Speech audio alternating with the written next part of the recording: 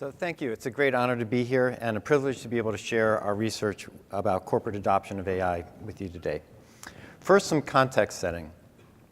Any technology revolution needs at least two things: technology with the potential to radically improve the state of the art. Two, people who can take that potential and turn it into reality. For what many are calling the AI revolution, what does the pipeline for these technologies look like? Where are they going to come from? And how quickly are they going to revolutionize industry, if they're going to do that at all? Many institutions will be responsible: governments, universities, industry, partnerships. But let's focus for a moment on startups. There are now more than 2,000 AI startups worldwide. In 2011, $282 million were invested in AI-oriented startups. In 2016, that number was $5 billion, an 18-fold increase in 6 years. Corporate venture capital is a big player. Many large companies have venture funds that invest in AI.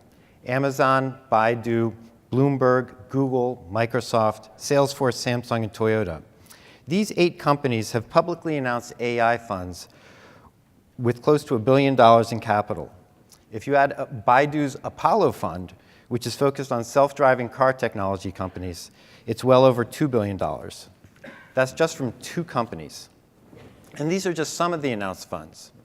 And of course, many companies are making large investments in AI without having a fund devoted to it. Alibaba announced in October it's investing $15 billion in a range of AI-related technologies. Other companies simply invest in developing AI within the walls of their own company. McKinsey estimates that total corporate investments in AI in 2016 were between $26 and $39 billion. That's on top of investments in prior years. So where are all of these investments going? Again, consider startups. Where do you think there are more AI startups? The US or these 2 countries, Canada and Israel? If you would guess the US, taken. While the US does have more startups than any other startup in any other country, many others are in China, Canada, and Israel. Why is this? China now has a national policy to become a global leader in AI technologies by 2030, which means huge investments by their big government and business in this sector. Policy, investment, universities, corporate expertise, and massive amounts of data that are accessible to many organizations all support AI development in China. Canada can lay claim to several AI pioneers. Yoshua Bengio from the University of Montreal is considered by some to be the godfather of machine learning. There are many godfathers of machine learning. He's considered one of them. Jeff Hinton, who taught Bengio, manages Google's Brain team in Toronto and is a towering figure in the AI field. Many big tech firms like Microsoft, Google, Facebook, and Samsung are opening AI labs in Canada to work with these professors, their graduate students, and startups. For Israel, this fantastic slide from the analyst Daniel Singer shows many of the AI startups in Israel. With its highly educated populace, strong innovation infrastructure, deep experience in defense and cybersecurity, Israel has more AI startups than China. But the flow of financial capital into the AI industry and the prospect of becoming the next unicorn startup are having several effects on the allocation and pricing of scarce AI talent. Globally, it's estimated that only 10,000 people can do the most advanced techniques with AI, and it takes a while to mint the PhDs who are able to do this. It's causing a brain drain in some universities. Uber hired 40 people from Carnegie Mellon's AI department. It's causing salary inflation. People thought data scientists were sexy, but compensation in the 7 figures is not unheard of for top AI experts. The average salary at DeepMind, one analysis showed, is $345,000. That's Google's DeepMind. It's focusing current AI talent on existing commercial interests.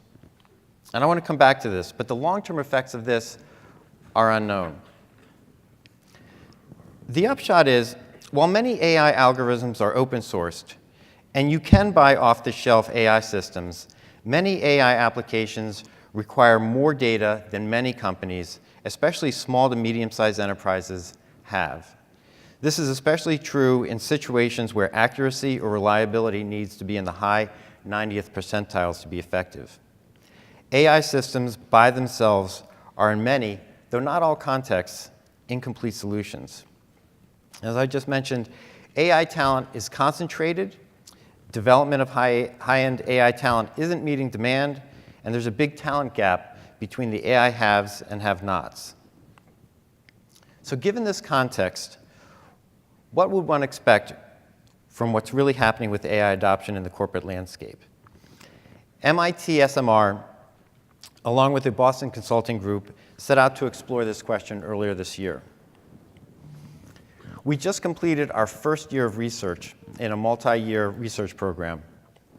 We surveyed 3,000 business managers from companies in 21 industries and 112 countries. Most of these managers were director level or above. More than half were from outside the US. Most respondents were MIT SMR subscribers.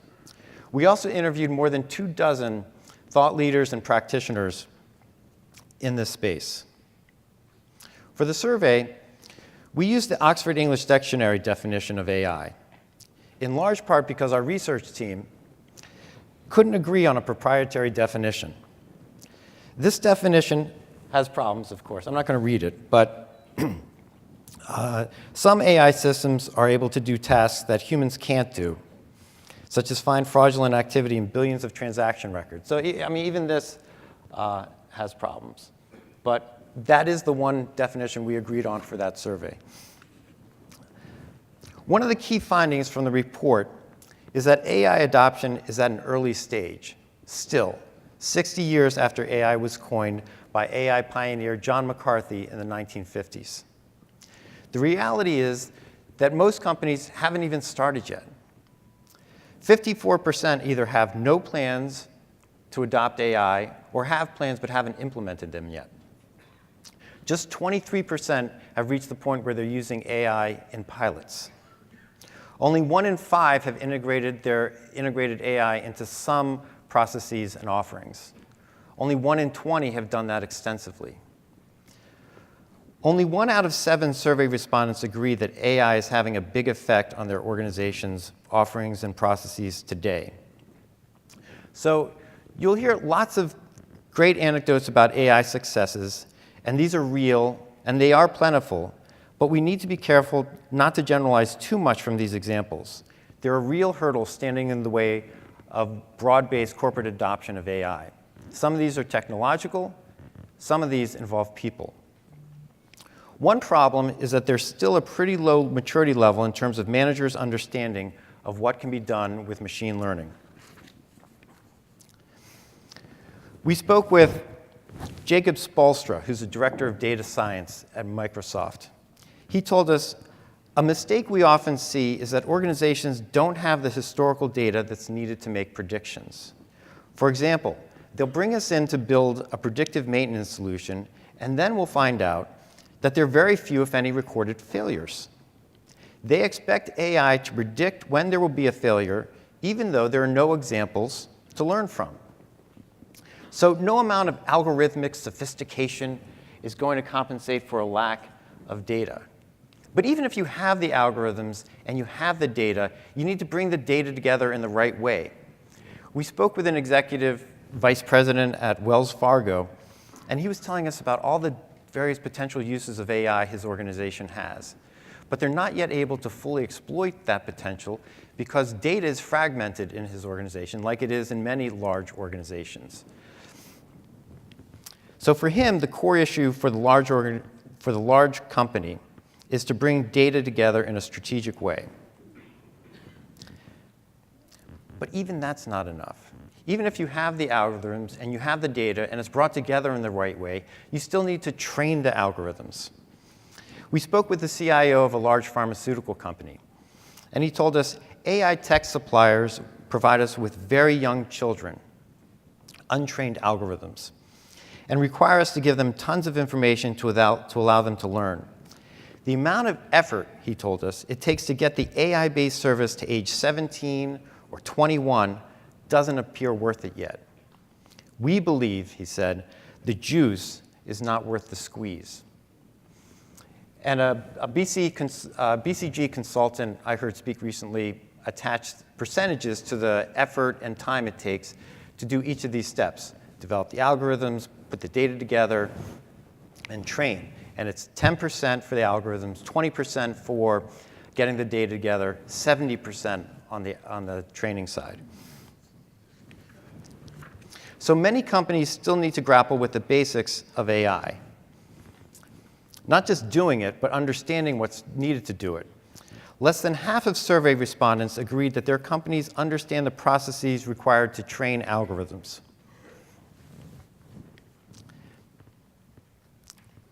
Or the data needs of algorithms. The most advanced adopters of AI in our survey were 12 times more likely to understand the process of training algorithms, 10 times more likely to understand the development costs of AI-based products and services than those who have yet to adopt AI.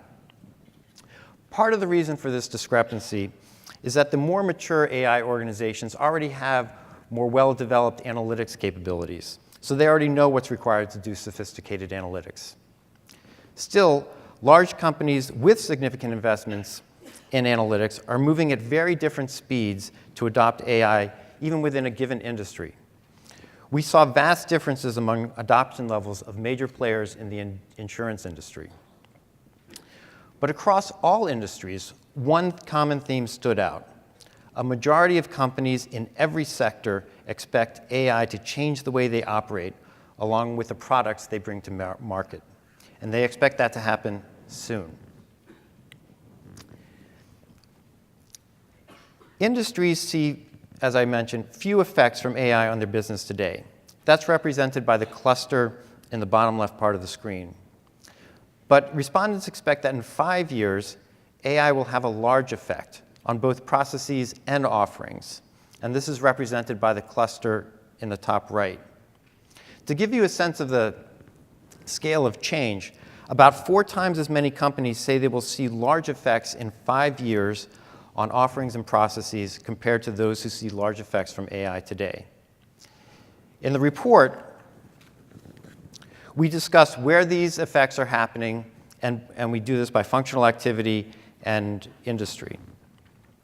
So despite the big effects expected from AI and the outpouring of worry from media about job replacement, technological unemployment, task replacement, most managers across industries are not worried that AI will take their jobs. In fact, most managers who responded to our survey are excited by the prospect that AI will help them, that AI will do some of their more boring and unpleasant rote tasks. Now, it's one thing to expect that AI will have a big effect on your business, and it's a separate thing to wonder why. Why will it have such a big effect? So we asked respondents, and they told us several reasons why they thought they should be adopting AI. One was 84%, more than 4 out of 5 said that they were going to obtain or sustain competitive advantage from AI. Another 3 out of 4 said that they were going to that AI was going to enable them to move into new businesses. And as you can see, there's some more defensive-oriented reasons for adopting AI. So you might think by looking at this, well, there are 2 basic reasons why companies are adopting AI. One has to do with opportunity, and one has to do with risk. It's right there. But when we asked directly whether or not they saw AI as a strategic opportunity or a strategic risk, or both, or neither, the answers came out very differently. A clear majority, 83%, saw AI as a strategic opportunity, but only 37% saw it as a strategic risk. A full 50% of executives see only the opportunity side of AI. So How do you reconcile these 2 points? There are 2 basic reasons for adopting AI, but strategically, there's a big gap between seeing it as an opportunity versus a risk. In one sense, this does make sense. With AI adoption at an early stage, you're just trying to figure out how to ride a bike and not too worried about what the other bikes might do to you. Or maybe the strategic risks from AI lie outside your planning horizon. Or managers may just be collectively confident that they can handle the risks. Irrational exuberance. On the other hand, what new competitors might do with AI is a real threat to many companies. Indeed, I'd argue that if AI is going to displace humans from jobs, it's going to come sooner from competitors that use AI, putting out of business competitors that don't use AI. A GE executive in their digital solutions business told us that it's the startups with these Stanford PhDs in advanced math that keep her up at night more than the big legacy companies that don't have domain experience.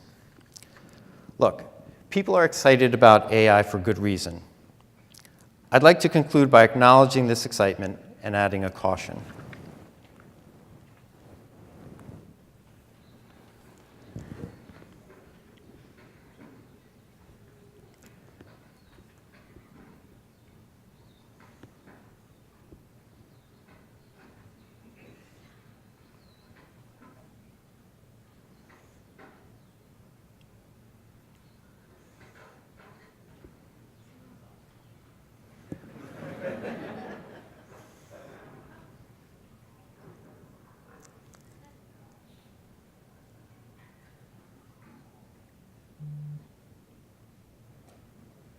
So,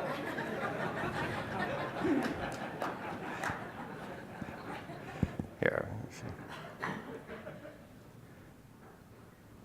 just to put some context around this.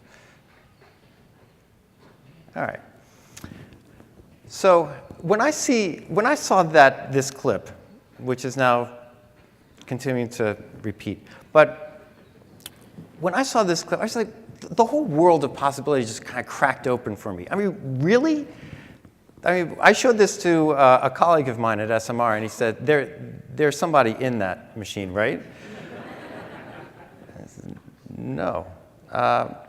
When I read that AlphaGo, which beat Go Grandmaster Lee Sedol 4-1, but was defeated itself by a successor program, AlphaGo Master 100-0, I wonder what kinds of patterns, even beyond human cognition, are being discovered.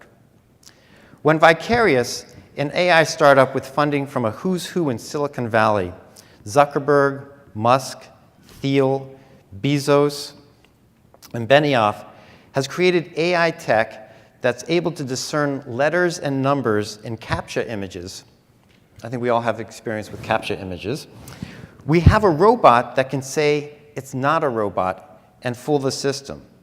I literally get goosebumps about what's coming and that it's coming sooner than I thought.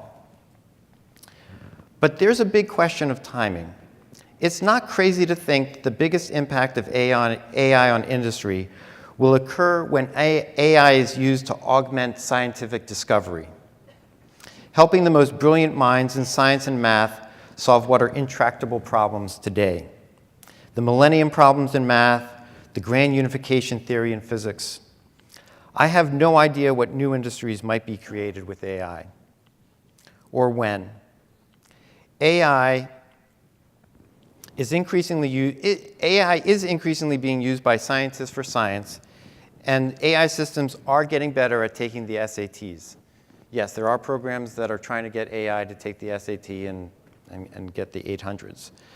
They're in the 500s right now. But more partnerships between the AI field and the sciences would help accelerate the creation of new industries. I hope the new generation of AI experts pursue commercial applications, but not at the expense of supporting basic research. Otherwise, new industries may not appear before labor unrest causes a different kind of revolution altogether. Thank you.